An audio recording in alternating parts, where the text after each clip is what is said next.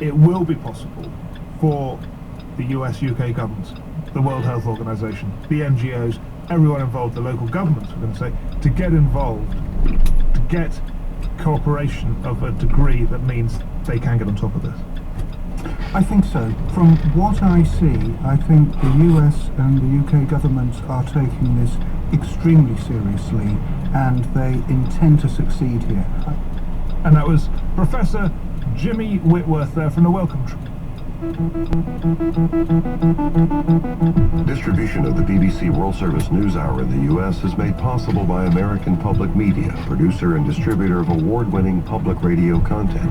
APM, American Public Media, with support from Lumosity.com, personalized brain training programs developed by neuroscientists to challenge memory, attention, and problem-solving through games.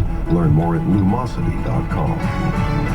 You're listening to the BBC News Hour on WAMU 88.5. Good morning, I'm Matt McCleskey. It's 60 degrees in Northwest Washington at 9:49. It's time for an update on traffic from Jerry Edwards. Hi, Jerry.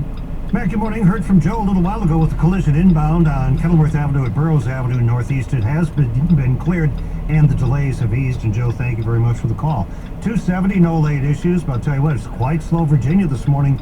95 northbound, headed north from Lorton through Newington and Springfield. With the work zone now in place, it'll be there until about 2:30 this afternoon. Next report, 10:04. This traffic report is made possible with support from Wells Fargo. Information available at wellsfargo.com/conversations. Our weather today, mostly sunny skies expected as we get into this Friday. We'll have highs this afternoon in the low 70s. Tonight looks partly cloudy with lows in the low to mid 50s overnight. And then tomorrow, Saturday, partly sunny with highs near 70 and some gusty winds possible in the afternoon. Sunday will be mostly sunny and breezy, cooler as well with highs in the upper 50s to near 60 degrees. The WAMU 88.5 Fall On Air membership campaign is scheduled for October 18th through the 25th, and it can end one day early with your help. Please help save a day with your contribution at WAMU.org. Great beginnings deserve great endings.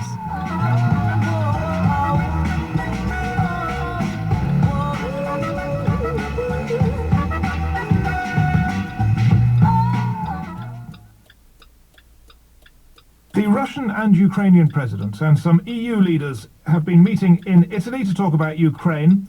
The West basically says Russia is arming separatist rebels and sending troops to eastern Ukraine, if only as advisors. Moscow denies it all. The EU says its sanctions against Russia because of the crisis will remain in place until Moscow does something about it all by way of diffusing the crisis. Well, the BBC's Damien Grammaticus is covering this in Italy. What else do we need to know about it? Is the crisis going to be diffused?